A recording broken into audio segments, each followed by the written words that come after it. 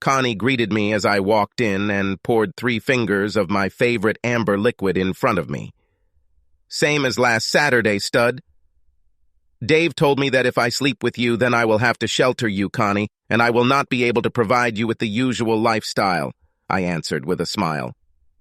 "Bullshit. You can provide me with a much better standard of living than Dave over there.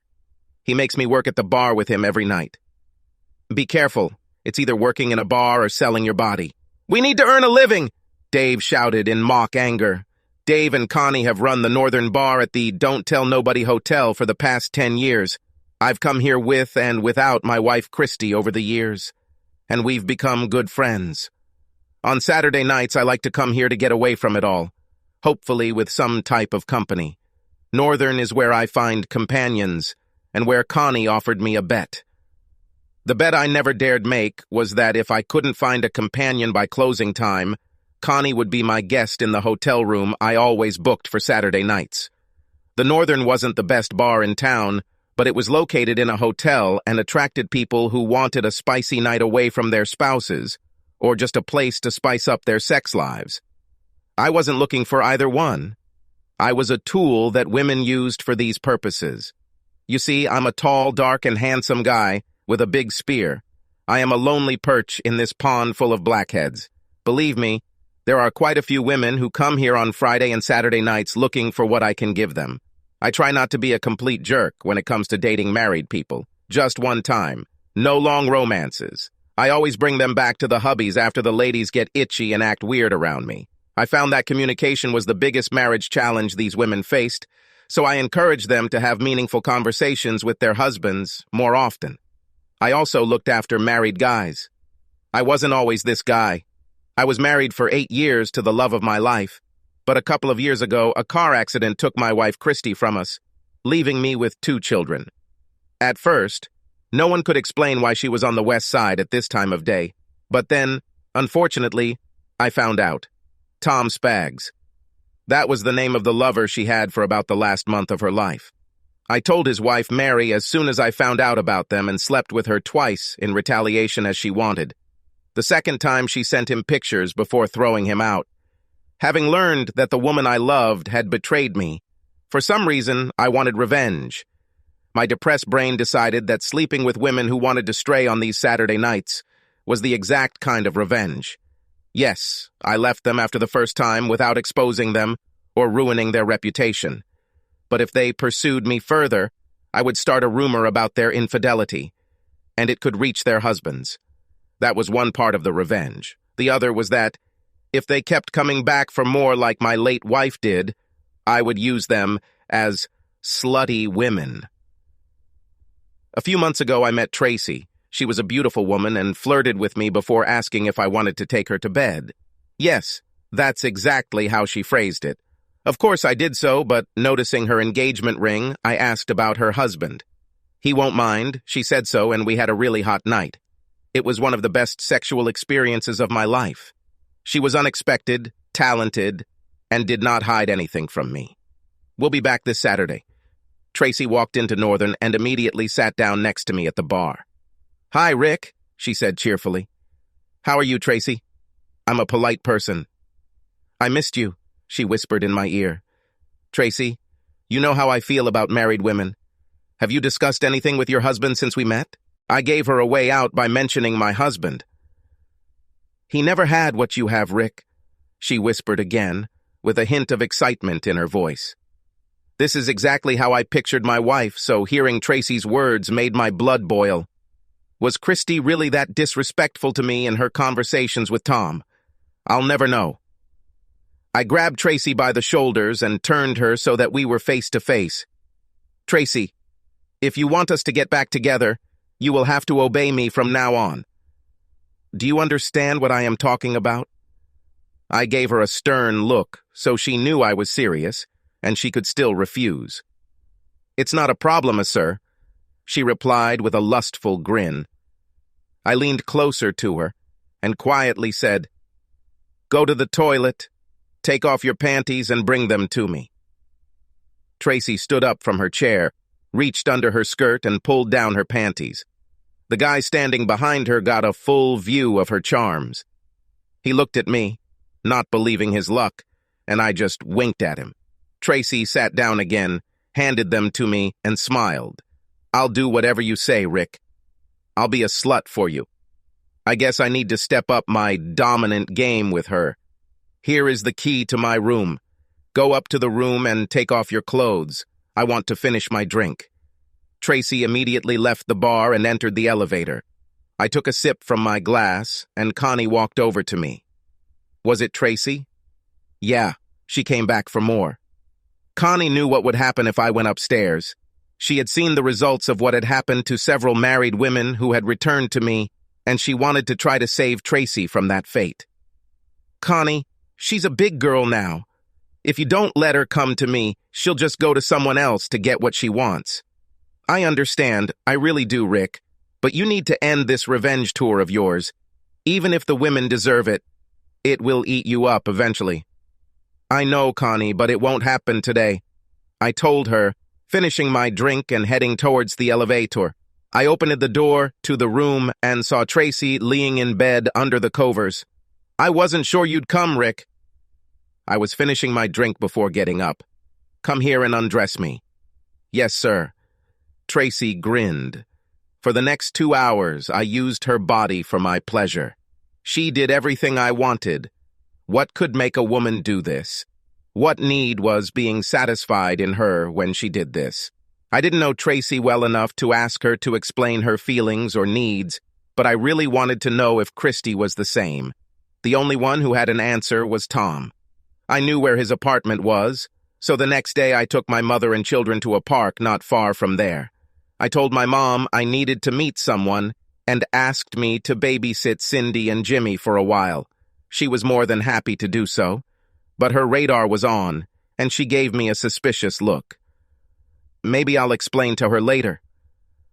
Tom didn't want to open the door at first, but I explained that I wasn't going to hurt him, and he finally let me in. There was little second-hand furniture in the apartment and nothing hanging on the walls. It seems that Mary took revenge not only with me, but also with the divorce. Tom, I need to know about your relationship with Christy. Why did you two get together? Rick, I'm nervous about what I might tell you. I don't want you to lose your temper again like after the funeral. Tom, we both know that I have good feelings for you, but since Christy's death, things haven't been going well for me. I need to calm down a little, and you are the only one who can give it to me. I know it will hurt me to hear what you have to say, and I will probably be angry, but I won't lash out at you. Why should I tell you anything? You ruined my marriage. You slept with my wife. Twice, Tom answered angrily. At least you had a chance to try to save the marriage you destroyed. You could have talked to Mary. Well, I didn't even suspect that there was anything wrong with my marriage while Christy was alive. I was quite emotional and stopped myself from appearing too nervous. What exactly do you want to know, Rick? We had sex. Neither of us were in love. We only met twice. I don't know about Christy, but I had a feeling that we were all coming to an end. The first time she was very enthusiastic, but the last time we were together, she didn't really like it. Did she ever tell you why? Was she planning to leave me? I said this more harshly than I intended. She loved you, Rick. She never intended to leave you. She never really told me why she decided to cheat on you, but I got the impression that she thought you cheated on her. Was she depraved for you? What? No, it wasn't like that. We just had regular sex. No perversions. Well, we never said anything bad about our spouses. Honestly, Rick, thinking back on some of the things she said while we were having sex, I think she was using me as revenge. I just thought she was into it at the time, but I remember her telling me to use his wife several times. She wouldn't say that if she needed sex herself. I had tears streaming down my face after I heard Tom quote Christy's words. I never cheated on her. Why did she think that? You told her that I was cheating on her? I shouted. No, I swear, Rick. I worked with Christy for 2 years. She was in love with you, and I never hit on her. I was in love with Mary. I don't know where she could have gotten the idea that you cheated on her. No one gained anything by telling her that. I was looking for a solution, but instead, I got a mystery. Who told Christy that I cheated on her if I didn't? Tom, thank you for telling me about your relationship with Christy. This actually helped me figure it out a bit. I'm really sorry about Christy, Rick. She truly loved you, no matter what happened between us. I hope you can find some peace once you find what you're looking for. I went back to the park and played with the kids for another hour before taking them to their favorite McDonald's restaurant. Mom felt that something happened while I was gone. We loaded the kids into the car, and on the way home, she asked if I was okay. I said, "We'll talk at home." The kids wanted to swim as soon as we walked in, so my mom and I put their swimwear on and sat by the pool to chat. "Where did you go this afternoon, Rick?" "I met with Tom Spags. I needed to ask him some questions." "Oh, Rick, you didn't do anything stupid, did you? You can't afford to get arrested. Children need their dad." "I just asked him about him and Christy. He thinks Christy thought I cheated on her and had sex with him as revenge. Do you trust him, Rick? Who would lie to Christy about something like that?" "I don't know, Mom. For me, if Christy was lied to and she decided to take revenge, then somehow it's better than thinking that I wasn't enough for her. Tom told me that he didn't say that to seduce her. I believe him. Why would he lie to me now if it didn't matter? If not him, then who? To be honest, I have no idea at all. I didn't sleep well for the next week. My mom and I went through every name we could think of that had shown interest in Christy over the years. No one came to mind who would try to destroy our marriage.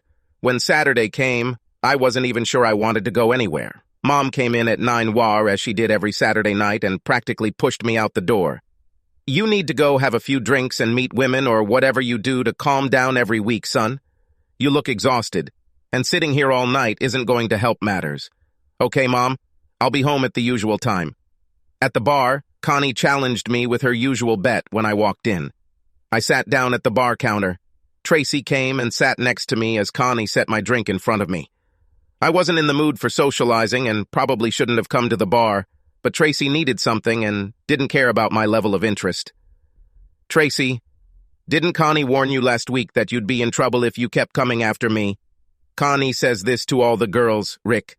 She's just G-Lo's that you never made her yours. Should I wait for you upstairs, sir?" Tracy asked with a sparkle in her eyes. I handed her the key to my room, and she left. I've been scratching my head all week about who might have lied to Christy about me and why. Then suddenly the light bulb above my head came on, and suddenly I felt sick. Tracy turned away to go upstairs before I realized the revelation, so she didn't see me jump up angrily. Connie was waiting at a table when I approached her. She turned and smiled at me until she saw the look in my eyes. She turned pale, covered her mouth with her hand, and tears filled her eyes. "Oh, Rick, I am so sorry. I thought that you and I could—" I cut her off. "You killed her. You ruined my marriage and Tom and Mary's marriage. My children don't have a mother. Why? I'm in love with you, Rick. I love—" "Don't you dare say you love me. What kind of monster of love destroys a marriage with 2 small children?" Dave came and stood between us. He pushed me away until he heard my words. Then he stopped and looked at Connie incredulously. "Connie, what is he saying?" "Oh my God. Dave, please listen to me. I don't think I need to hear this anymore, bastard. Get your ass out of this bar, go home, pack up your junk, and go to your friend Terry. If you haven't left by the time I get home after the bar closes, I'll throw you out." Tracy came down to the bar about 15 minutes or so later. She saw that something had happened. "Rick, are you okay?" she asked worriedly. "Did you know about Connie, Tracy? What's with her?" "She told Christy that I was cheating on her so that she would have a chance to meet me." Tracy immediately could not stand it and fell to her knees. "Oh no. I didn't know anything, Rick. I swear. How could she do this?" "Oh my God, Cindy and Jimmy, those poor kids," she wailed. Her desperation for my children surprised me. She didn't even know them, but she was crushed, knowing what they had to go through just because someone wanted to have sex with me. "I'm going home, Tracy. I can't." "Are you going to be okay? Do you want me to come over so you have someone to talk to?" "No, I'm fine, Tracy, thank you." "Don't do anything stupid, Rick. Call me if you need a friendly voice or someone to just vent to." I am available at any time. Thank you, Tracy. I returned home, and my mother felt it. Rick, are you okay? What's happened? It was Connie, I said quietly. Who is Connie? Mom asked, confused. She works at the bar I always go to. Christy and I were friends with her and her husband. She killed her, Mom. She told Christy that I cheated, and Christy trusted her enough to believe her, I said, looking into space. My mind is lost 1,000 miles away. Oh, Rick, baby, I am so sorry. I stayed home the next Saturday and the next too. Finally, my mother demanded that I leave the house and do what I used to do to help myself relax. I wasn't sure I wanted it, but I went out anyway. To another bar, a few blocks east. I've been to Dogga's bar before. It was more of a honky-tonk bar. It was fun, but with a slightly different type of people, more groups of young men hanging out with their friends than the wives and cougars who frequented the Northern. I sat down at the counter and ordered 3 brown fingers of brown. Before I could even take a sip, Tracy came up behind me and hugged me tightly. Where have you been, Rick? Tracy, what are you doing here at the Dogs? Tracy looked down at her feet and muttered something. What did you say, Tracy? I can't hear you over the music. I said, I was looking for you, she shouted, this time looking into my eyes. I was worried about you. Do you want to get out of here, Tracy? It's so loud in here you can barely speak. Of course, Tracy shouted with a smile. My car was parked close to the entrance, and we were both leaning against the driver's door, talking. Tracy, do you want to go to another bar? We could go to Northern or somewhere else if you want. We could go to my house, Rick, Tracy suggested with hope in her eyes. I'm pretty sure your husband would disapprove of this, Tracy. Tracy's behavior suddenly changed. I live alone, Rick. Sam left. Did he leave you? Did he find out about your cheating? Now she looked angry. I have never cheated on my husband. I was with you. After. Tracy began to cry, apparently thinking about Sam. Tracy, I'm sorry. I didn't know you were divorced when we first met. You said you're married. Now Tracy was sobbing. I hugged her and she cried into my shoulder. He didn't divorce me, Rick. He died. I'm so sorry, Tracy. I did not know. And probably no one knew. Was this right before we met? No. This was before your wife died. When you walked in without her, looking so lost, I decided I was going to stalk you. Tracy, I feel even more lost now than I did then. Someone I considered a friend lied to my wife about me. My wife decided to take revenge for my supposed betrayal and then died in a car accident, and I still had no idea what was going on. I know how you feel, Ricky. Sam died of a heart attack in bed with his young administrative assistant, and not only did I not know he was having an affair, but I didn't even know he had an administrative assistant. We both chuckled mirthlessly at this. What are you proposing then, my little slut? I asked, reminding Tracy of what she told me a few weeks ago. Tracy gave me a big smile. I would like to take you home and wear you out all night. In the morning, I would like to go home with you and meet your mother and children for breakfast. Then I would like to take you and the kids to the zoo, and then come home, get cleaned up, and have a romantic dinner. Then we'll come back here, and you can make love to me all night again. I'd like to do this every weekend until we fall head over heels in love. And you ask me to marry you. By jiggers, that's exactly what we did for the next 6 months, until we got married. One small change was that Tracy was 4 months pregnant. It didn't really change anything other than she became the designated driver, and I could drink as much as I wanted. Dave divorced Connie as quickly as possible. Word got out about what she had done, and she eventually moved to the coast to escape the glare. Dave was a sweet man, and eventually married the bartender he hired to replace Connie. They worked in the bar together for many more years. Tracy and I only had one child together, Harry. This gave us a total of 3 children, and that was enough. She was kind and loving to all children. Cindy and Jimmy fell in love with her and called her mom shortly after we got married. Tracy was proud to be my slut. At some point during the evening, she called me Sir, letting me know that she was waiting for the children to be put to bed. My only problem was keeping Tracy from waking everyone up when she reached her peak. The ball gag did its job, but I liked kissing too much to leave it on for long. Such a dilemma. Subscribe to our channel so that your second chaff doesn't cheat on you, and go ahead and listen to the next story, because this story is nothing compared to the next one. If you're under 18, don't even think about listening to the next one.